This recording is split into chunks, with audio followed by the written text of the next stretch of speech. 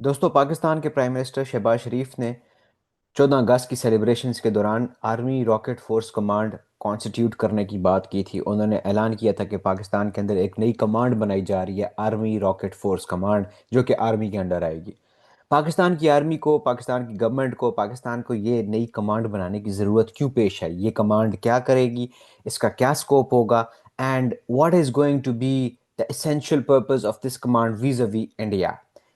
इस चीज़ को डिस्कस करने के लिए अल जज़ीरा के अंदर एक इंतहाई इंपॉर्टेंट आर्टिकल आया है, जिसका टाइटल है why has Pakistan launched a new rocket command after India conflict. Pakistan ने एक नई रॉकेट कमांड क्यों लॉन्च की इंडिया के साथ जंग के बाद? एक्सपर्ट्स से India found holes in Pakistan strategic defence options during the May fight. Pakistan wants to fix them. Expert ये कहते हैं, माहिरीन ये कहते हैं कि मई के अंदर जो जंग हुई, उस जंग के दौरान इंडिया ने पाकिस्तान का जो स्ट्रेटेजिक डिफेंस का जो डॉक्ट्रिन है, स्ट्रेटेजिक डिफेंस का जो वॉल है, जो दीवार है स्ट्रेटेजिक डिफेंस की, उसके अंदर इंडिया ने होल्स तलाश कर लिए, गैप्स तलाश कर लिए। उन गैप्स को पुर करने के लिए अब पाकिस्तान ने आर्मी रॉकेट फोर्स कमांड बनाने की का फैसला किया है। ये आर्टिकल लिखा है आबिद हुसैन साहब ने, 26 अगस्त का ये आर्टिकल है। ये आर्टिकल क्या कहता है, आइए डिस्कस करते हैं। On the eve of Pakistan 78th independence day, prime minister Shehbaz Sharif announced the formation of a new army rocket force command, ARFC, that he said would have modern technology and capability to strike the enemy from every direction. Pakistan एक नया army rocket force command बना रहा है जो दुश्मन को हर तरफ से अटैक करेगा। It will further enhance our conventional warfare capabilities, Sharif said during an August 13 event in Islamabad. इससे हमारी जो कन्वेंशनल वॉर की कैपेसिटी है, कैपेबिलिटी है, वो भी इम्प्रूव होगी। यहाँ पे मैं आपके लिए एक डिस्टिंक्शन कर लूँ। एक न्यूक्लियर वॉरफेयर है, एक न्यूक्लियर वेपन्स होते हैं, दूसरे कन्वेंशनल वेपन्स होते हैं, कन्वेंशनल वॉर होती है। कन्वेंशनल वॉर उसको कहते हैं जिसके अंदर फौजें आमने सामने एक दूसरे के साथ लड़ाई करते हैं। रशिया यूक्रेन की जंग इस वक्त कन्वेंशनल वॉर चल रही है। पाकिस्तान और इंडिया की 1965 के अंदर जंग कन्वेंशनल वॉर हुई थी। हमारी जो जंग तालिबान के साथ चल रही है, TTP या जो दहशतगर्द ग्रुप है उनके साथ जो चल रही है, that is not a conventional war, that is essentially a guerrilla war या काउंटर इंसर्जेंसी ऑपरेशन या काउंटर टेररिज्म ऑपरेशन के डोमेन में वो आती है। जो कन्वेंशनल वॉर होती है जिसके अंदर टैंक आमने सामने आए हुए हैं, इन्फेंट्री ब्रिगेड्स आमने सामने होती हैं, that is different. So army rocket force command क्या करेगी? ये पाकिस्तान की जो कन्वेंशनल कैपेबिलिटी है, कन्वेंशनल वेपन्स हैं, उनको इम्प्रूव करेगी। Enemy in Pakistan is code for India. Pakistan के अंदर एनिमी का लफ्ज़ इंडिया के लिए इस्तेमाल होता है। Pakistan nuclear arm neighbour and rival which a week later would test fire its Agni 5 intermediate range ballistic missile with a top range of 5000 kilometre. इस ऐलान के एक हफ्ते बाद इंडिया ने अपना अग्नि 5 इंटरमीडिएट रेंज बैलिस्टिक मिसाइल का तजर्बा किया, जिसकी रेंज 5000 किलोमीटर है। लेकिन एनालिस्ट ये कहते हैं कि जो मई के अंदर पाकिस्तान इंडिया का कॉन्फ्लिक्ट हुआ था, उसने पाकिस्तान के स्ट्रेटेजिक डेटरेंस का जो फैब्रिक है, उसके अंदर जो होल्स हैं, जो गैप्स हैं, उनको एक्सपोज कर दिया था, which for almost 3 decades has now relied on the country's nuclear weapons and an ambiguous posture over when it might use them. अब पाकिस्तान का जो न्यूक्लियर वेपन है, पाकिस्तान का जो डेटरेंस का जो मैकेनिज्म है, वो रिलाई करता है आपके न्यूक्लियर वेपन्स के ऊपर। Now this is, I am reading this from this highlighted part. So Pakistan का जो डेटरेंस का पोस्चर है, वो रिलाई करता है न्यूक्लियर वेपन्स के ऊपर, राइट? अब लेकिन जो मई की जंग हुई, उसके अंदर ये पाकिस्तानियों को ये बात समझ आई कि भाई आप न्यूक्लियर वेपन्स तो यूज़ नहीं कर सकते, वो इस्तेमाल करने के लिए तो नहीं है, वो तो डेटरेंस के लिए। तो भाई न्यूक्लियर थ्रेश होल्ड के नीचे रहते रहते एंड कन्वेंशनल डोमेन के अंदर रहते रहते पाकिस्तान अपने कन्वेंशनल वेपन्स को कैसे इंप्रूव कर सकता है, कन्वेंशनल डेटरेंस कैसे इंप्रूव कर सकता है vis-a-vis इंडिया? क्योंकि पाकिस्तान का जो न्यूक्लियर पोस्चर है वो बहुत एम्बिगुअस है, उसके अंदर उसकी समझ नहीं है कि वो कब यूज़ करेगा, कैसे यूज़ करेगा। लिहाजा और इंडिया का भी जो पाकिस्तान के खिलाफ डेटरेंस का जो पोस्चर है, वो एग्रेसिव होता जा रहा है। इंडिया पाकिस्तान की तरफ एग्रेसिव होता जा रहा है। हमने पिछले 6 साल के अंदर देखा है कि पाकिस्तान और इंडिया ने 2 दफ़ा एक दूसरे के साथ डायरेक्ट कॉन्फ्लिक्ट में आए हैं, एक 2019 में और एक अब मई में। सो पाकिस्तान और इंडिया एक दूसरे के साथ स्पार कर रहे हैं। इसके अलावा जो रॉकेट फोर्स कमांड बनाने का जो ट्रेंड है, ये सिर्फ पाकिस्तान नहीं बना रहा, बल्कि दुनिया के जो और ममालिक हैं वो भी बना रहे हैं। This is a wider global trend. Recent Wars including those between Ukraine and Russia and Israel's confrontations with Iran and Hezbollah have underscored the growing role of precision guided missiles and drones in modern warfare. What is Pakistan's Army Rocket Force Command? Pakistan का army rocket force command क्या है, इस इसके ऊपर अब हम आते हैं।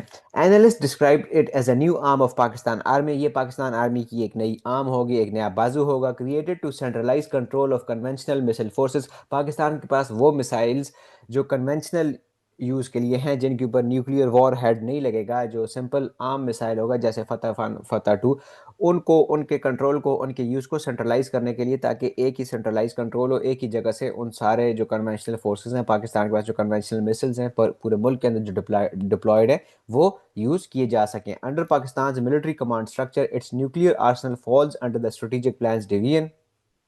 पाकिस्तान के न्यूक्लियर वेपन्स किस डिवीजन के अंदर आते हैं? स्ट्रेटेजिक प्लान्स डिवीजन के अंदर आते हैं। Strategic decisions are taken by national command authority, NCA, जिसका इजलास शहबाज शरीफ ने बुलाया था।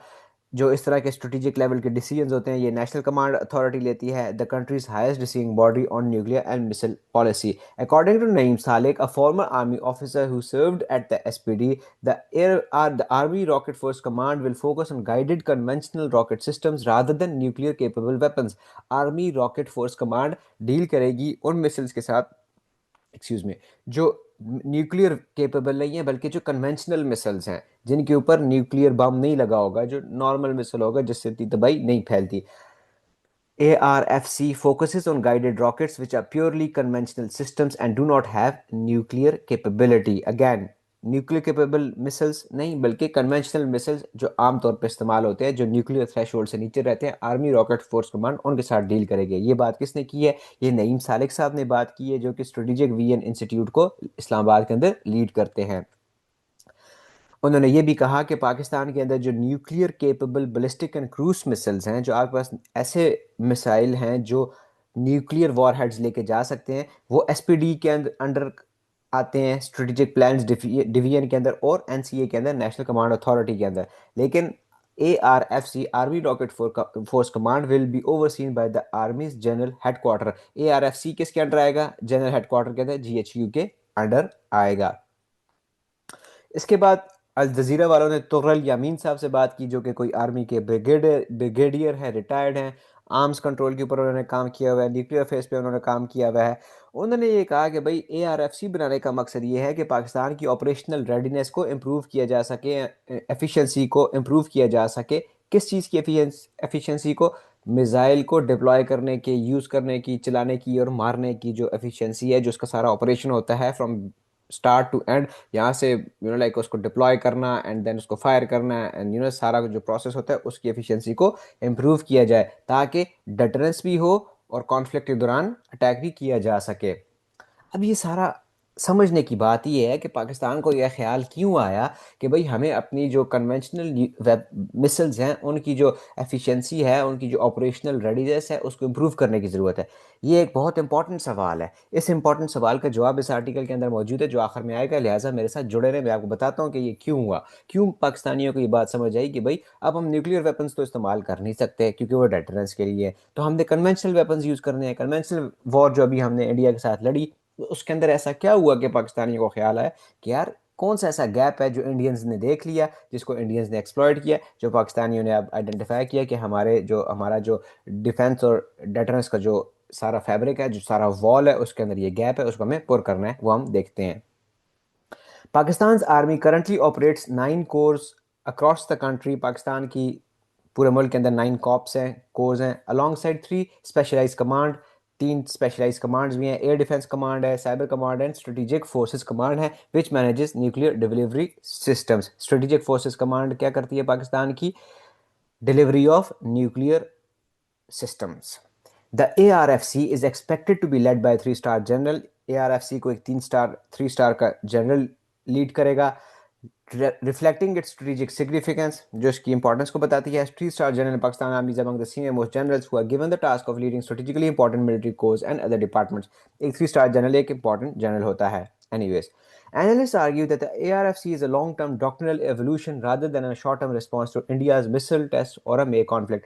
अब कमेंटेटर्स माहिरीन ये कहते हैं कि ये बात करना कि मई के अंदर जो कॉन्फ्लिक्ट हुआ उस कॉन्फ्लिक्ट में इंडिया ने पाकिस्तान के जो स्ट्रेटेजिक एंड डिफेंस का जो वॉल है उसके अंदर उन्होंने कोई गैप तलाश कर लिया, ये भी एक थोड़ा सा सॉर्ट ऑफ मिस रिप्रेजेंटेशन है, क्योंकि मिसअंडरस्टैंडिंग है, क्योंकि पाकिस्तान का जो आर्मी रॉकेट फोर्स कमांड बनाने का फैसला ये एक long term evolution of Pakistan strategic doctrine है। Christopher Clary, a political scientist at the university of Albany, ने भी यही बात की। उन्होंने कहा कि Pakistan had already begun shifting its planning toward having more short range ballistic missile options to use in conflicts with India. Clary साहब ने ये बोला, जो कि एक पॉलिटिकल साइंटिस्ट हैं यूनिवर्सिटी ऑफ एल्बनी में। उन्होंने बोला कि पाकिस्तान काफ़ी अरसे से शॉर्ट रेंज बैलिस्टिक मिसाइल्स बनाना चाह रहा है और बना रहा है ताकि इंडिया के साथ कॉन्फ्लिक्ट में इस्तेमाल किया जा सके। It makes sense in that context to separate out the Strategic Forces Command responsible for nuclear missions from the Rocket Force, which would focus on conventional strikes. लिहाजा ये बात सेंस बनाती है, इस बात की समझ आती है कि पाकिस्तान जो न्यूक्लियर वेपन्स हैं, न्यूक्लियर वेपन्स की डेवलपमेंट, उनकी डिप्लॉयमेंट, उनका इस्तेमाल, उसको अलहदा रखे, और जो कन्वेंशनल वेपन्स हैं उनकी डेवलपमेंट, उनका इस्तेमाल, उनकी डिप्लॉयमेंट, उसको अलहदा रखे। न्यूक्लियर वेपन्स की डेवलपमेंट, डिप्लॉयमेंट, इस्तेमाल सब कुछ वो एसपीडी के अंदर आता है, नेशनल कमांड अथॉरिटी के अंदर आता है, जबकि army rocket force command Pakistan की आर्मी के अंडर आएगा, जीएचक्यू के अंडर आएगा। Mansoor Ahmad, a lecturer at the Australian National University, said Pakistan has been building conventional counterforce capabilities for years. Pakistan इस चीज़ के ऊपर, इस तरह की कन्वेंशनल कैपेबिलिटी को इम्प्रूव करने के लिए काफ़ी अरसे से काम कर रहा है। All nuclear armed states have developed conventional strategic options. सिर्फ पाकिस्तान ये नहीं कर रहा, सारी दुनिया की न्यूक्लियर आर्म्ड स्टेट्स कर रही हैं। He argued that India's development of a first strike posture and long range precision capabilities added urgency to Pakistan decision. उन्होंने ये भी कहा, मंसूर अहमद साहब ने, जो कि एक लेक्चर हैं ऑस्ट्रेलियन नेशनल यूनिवर्सिटी में, उन्होंने कहा कि इंडिया का जो पोस्चर है न्यूक्लियर वेपन्स के यूज़ से रिलेटेड वो अब चेंज हो रहा है, वो डेवलप हो रहा है फर्स्ट स्ट्राइक पोस्चर की तरफ। इंडिया फर्स्ट स्ट्राइक की बात करने लग गया है, फर्स्ट स्ट्राइक की तरफ मूव कर रहा है। फर्स्ट स्ट्राइक क्या है? इंडिया का पहले ये था कि भाई हम, हमारा फर्स्ट स्ट्राइक डॉक्ट्रिन नहीं है, हम पे अगर कोई अटैक करेगा तो हम रिस्पॉन्स में सेकंड स्ट्राइक करेंगे, हम उसके रिस्पॉन्स में करेंगे, फर्स्ट इनिशिएट हम कभी भी नहीं करेंगे न्यूक्लियर स्ट्राइक। लेकिन अब आहिस्ता आहिस्ता इंडिया का जो पोस्चर है वो चेंज हो रहा है। इंडिया किस तरफ जा रहा है? फर्स्ट स्ट्राइक पोस्चर की तरफ जा रहा है कि पहली स्ट्राइक ही इंडिया करे, इनिशिएट ही न्यूक्लियर वॉर कौन करेगा? इंडिया करेगा। ये कौन कह रहा है? ये मंसूर अहमद साहब कह रहे हैं, जो कि ऑस्ट्रेलियन नेशनल यूनिवर्सिटी में लेक्चरर हैं। इसकी वजह से कि इंडिया का जो पोस्चर है वो चेंज हो रहा है न्यूक्लियर का, पाकिस्तान को भी इस बात की समझ आई कि पाकिस्तान अपने लिए लॉन्ग रेंज प्रिसीजन कैपेबिलिटीज़ को, सॉरी, पाकिस्तान अपनी जो कन्वेंशनल मिसाइल कैपेबिलिटीज़ हैं उनको डेवलप करे। क्यों? क्योंकि इंडिया का पोस्चर चेंज हो रहा है और इंडिया ने long range precision capabilities develop कर ली हैं।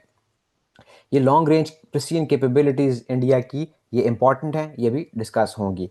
The May conflict only reinforce the urgent need to operationalise Pakistan emerging strategic conventional forces in the wake of India's conventional cruise missile strike. Again वही सारी बातें कि पाकिस्तान के ऊपर अटैक हुआ, पाकिस्तान ने उसके बाद ये आइडेंटिफाई किया कि हमें अपने जो कन्वेंशनल, जो हमारा वो डेटरेंस का जो वॉल है उसको इम्प्रूव करना है। पाकिस्तान और इंडिया का ये मिसाइल आर्सनल है, missiles with nuclear war heads. India के पास 180 से ज़्यादा ऐसे बम मौजूद हैं, मिसाइल्स मौजूद हैं जो न्यूक्लियर वॉर हेड्स कैरी कर सकते हैं। इंडिया के पास 80 न्यूक्लियर वॉर हेड्स हैं, न्यूक्लियर वेपन्स हैं। पाकिस्तान के पास 170 हैं। ये उनके सारे मिसल्स हैं। इंडिया के ब्राह्मोस हैं, निर्भय, प्रहार, पृथ्वी, अग्नि 1, अग्नि 2, अग्नि 3, अग्नि 4, अग्नि 5, K-15, K4। पाकिस्तान के बबील, शाहीन 3, हतफ 6, हतफ 5, हतफ 4, हतफ 3, हतफ 2, हतफ 1, हतफ 9, हतफ 7, हतफ 8। ये पाकिस्तान के वो सारे वेपन्स हैं। एनीवेज, पाकिस्तान के आर्मी रॉकेट फोर्स कमांड के अंदर कौन कौन से वेपन्स आएंगे, ये एक इंपॉर्टेंट सवाल है। Pakistan possesses a range of missiles including surface to surface, surface to air, air to surface systems. Pakistan के पास ऐसे मिसाइल्स मौजूद हैं जो ज़मीन से मार करके ज़मीन पे मार करने वाला, ज़मीन से हवा में और हवा से ज़मीन में मार करने वाले मिसाइल्स पाकिस्तान के पास मौजूद हैं। While some are nuclear capable, इनमें से कुछ ऐसे हैं जो न्यूक्लियर वॉर हेड कैरी कर सकते हैं। The ARFC will primarily control short to medium range conventional missiles. ARFC army rocket force command उन मिसाइल्स के साथ डील करेगी शॉर्ट टू मीडियम रेंज, जिनकी रेंज शॉर्ट से लेके मीडियम होगी और कन्वेंशनल होंगे, जो न्यूक्लियर वॉरहेड से डील नहीं करेंगे। Salik set the force currently includes फतह 1। इसके आर्मी रॉकेट फोर्स कमांड के अंडर पाकिस्तान का फतह 1 आएगा जिसकी रेंज 140 किलोमीटर है। फतह 2 आएगा जिसकी रेंज 250 से 400 किलोमीटर है। उसके अलावा आपका हतफ 1 और अब्दाली भी आएंगे जिनकी रेंजेस 500 किलोमीटर के आसपास हैं, उनसे कम हैं। सो द पॉइंट बीइंग कि पाकिस्तान वो missiles army rocket force command के अंडर रखेगा जिनकी ranges short to medium range है। इसमें आपको ये बता दें कि फतह 1 एंड फतह 2 जो मिसाइल्स थे वो पाकिस्तान ने इंडिया के खिलाफ इस्तेमाल किए थे। अब इस कमांड से क्या होगा, इस कमांड से ये होगा कि Pakistan will have deep strike options against high value targets in India without lowering the nuclear threshold. अब पाकिस्तान इस आर्मी रॉकेट फोर्स कमांड के तहत जब इसके पास मिसाइल्स होंगे तो ये इंडिया के अंदर डीप स्ट्राइक्स कर सकेंगे without lowering the nuclear threshold. Nuclear weapon इस्तेमाल किए बगैर पाकिस्तान इंडिया के अंदर बहुत दूर तक मार करेगा। The development of multiple launch rocket systems and conventional precision strike capabilities under the ARFC is central to executing Pakistan quid pro quo plus doctrine which is a response to India's escalatory deterrence posture. जो भी पाकिस्तान अपने multiple launch rocket systems develop कर रहा है और इस तरह के जो और कन्वेंशनल मिसाइल्स डेवलप कर रहा है, उनका मकसद ये है कि पाकिस्तान इंडिया का जो एस्केलेटरी डेटरेंस पॉस्चर है, इंडिया का जो सॉर्ट ऑफ जो स्ट्रेटिजिक जो पॉस्चर है उसके अंदर चेंजेस आ रही हैं, वो अग्रेसिव होता जा रहे हैं इंडिया पाकिस्तान की तरफ। तो वो जो अग्रेशन है इंडिया का उसको रिस्पॉन्ड करने के लिए पाकिस्तान का जो रिटर्न डॉक्ट्रिन है वो क्या है, क्विड प्रो को प्लस। जैसा करोगे वैसा भरोगे, तुम मुझे एक मारोगे मैं भी तुम्हें दो एक मारूंगा, लेकिन मैं प्लस मारूंगा, मैं तुम्हें एक्स्ट्रा भी मारूंगा। तो ये क्विड प्रो को प्लस का डॉक्ट्रिन है। तो वो ये कह रहा है कि भाई पाकिस्तानी सारे मिसाइल्स डेवलप इसलिए कर रहा है कि इंडिया का जो अग्रेसिव पॉस्चर है पाकिस्तान की तरफ उसको रिस्पॉन्ड करने के लिए पाकिस्तान अपना Kwid pro quo plus doctrine effectively utilise कर सके। उस Kwid pro quo plus doctrine क्या है? The Pakistani doctrine of Kwid pro quo plus refers to the possibility of Pakistan's response to an Indian attack which could go beyond a simple reciprocal action by being more expensive or even disproportionately severe in a way that could risk intensifying the conflict but remain contained enough to avoid a nuclear escalation.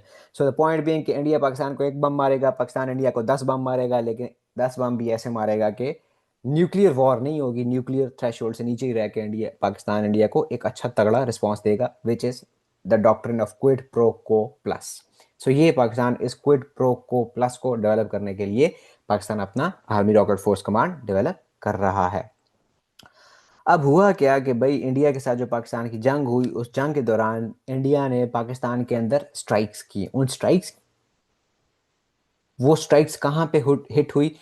भुलारी airbase Sindh province में India ने BrahMos supersonic cruise missile मारा जो कि India और Russia ने jointly develop किया था। अब ये सबसे इंपॉर्टेंट बात है इस आर्टिकल की कि भाई जो भुलारी एयरबेस है सिंध के अंदर पाकिस्तान की, उसके ऊपर इंडिया ने सुपरसोनिक मिसाइल मारा। कौन सा? ब्रह्मोस, जो इंडिया और रशिया ने मिलकर डेवलप किया है।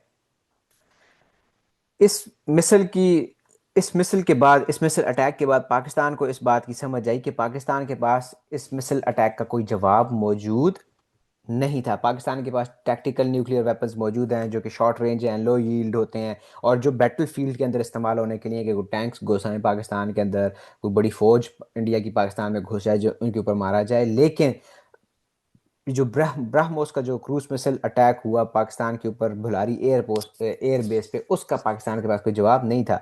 When India employed the BrahMos missile Pakistan was unable to deploy its Babur cruise missile in a conventional role. अब पाकिस्तान के पास जो बाबर क्रूज मिसाइल है वो न्यूक्लियर केपेबल भी है और कन्वेंशनल भी है, लेकिन उसको वो कन्वेंशनल रोल में डिप्लॉय नहीं कर सके। क्यों? क्योंकि वो उसको कौन मैनेज कर रहा है? वो उसको स्ट्रेटेजिक प्लान्स डिवीजन मैनेज कर रही है जो कि आर्मी के साथ डायरेक्टली उस तरह रिलेट नहीं करती, वो न्यूक्लियर वेपन्स के साथ डील करती है। And strategic forces command for nuclear missions. So वो जो ब्रह्मोस का अटैक हुआ पाकिस्तान के ऊपर, उसके बाद पाकिस्तान अपना बाबर क्रूज मिसाइल डिप्लॉय नहीं कर सका, उसका जवाब नहीं दे सका।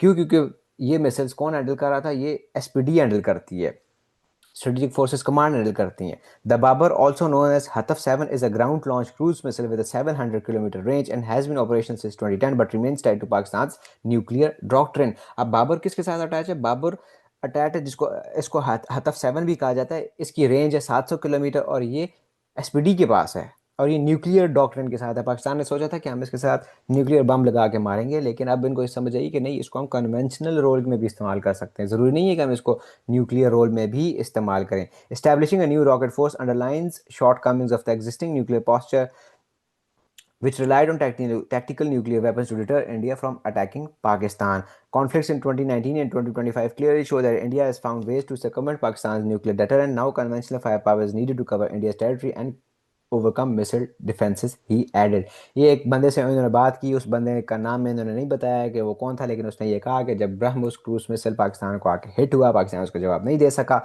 जब पाकिस्तान उसका जवाब नहीं दे सका, उसके रिस्पॉन्स में बाबर क्रूज मिसाइल को पाकिस्तान डिप्लॉय नहीं कर सका, तो जिसके बाद पाकिस्तान को समझ आई कि अब हमें एक ऐसा सिस्टम बनाना चाहिए कि हमारे पास बाबर क्रूज मिसाइल आर्मी के पास एक्टिव डिप्लॉयमेंट में मौजूद हों, जैसे ही वो हम पे अटैक करें हम आगे से उनको रिस्पॉन्ड कर दें, क्योंकि हम हर दफ़ा उनके इस तरह के जो लॉन्ग रेंज प्रिसीजन स्ट्राइक्स हैं जैसे ब्रह्मोस हुआ, हम उनका जवाब न्यूक्लियर वेपन से नहीं दे सकते।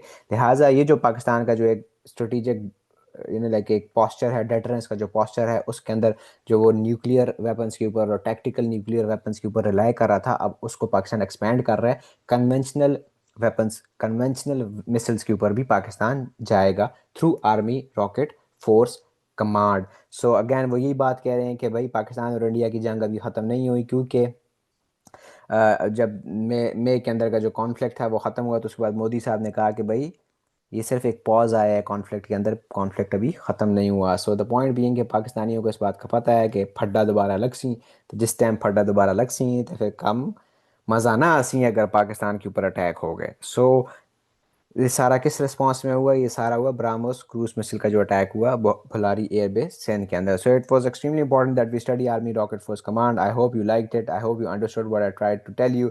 पाकिस्तान ये इस वजह से बना रहा है कि वो अपनी जो कन्वेंशनल मिसाइल फोर्सेज हैं उनको इम्प्रूव कर सके, और जो लॉन्ग रेंज प्रिसीजन स्ट्राइक्स के लिए पाकिस्तान के पास कन्वेंशनल वेपन्स हैं, जो पाकिस्तान के पास मिसाइल फोर्सेज हैं, मिसाइल वेपन्स हैं, उनको पाकिस्तान आर्मी अपनी कमांड के अंदर भी ले। नॉट ओनली कि वो स्ट्रेटेजिक प्लान डिवीजन के अंदर रहेंगे, बल्कि वो आर्मी के अंदर भी रहेंगे, जीएचक्यू के अंदर भी रहेंगे, ताकि एक्टिव मिलिट्री कॉम्बैट के अंदर वो उनको डिप्लॉय कर सके, इस्तेमाल कर सके, while remaining below the nuclear threshold. So this is all that is happening is below the nuclear threshold. एक कन्वेंशनल डोमेन के अंदर इस वक्त हम ऑपरेट कर रहे हैं। So that's all from today, from this article. I hope you like it. अपना ख्याल रखें and let me know what you think of it, and I see you again. Tata, bye bye.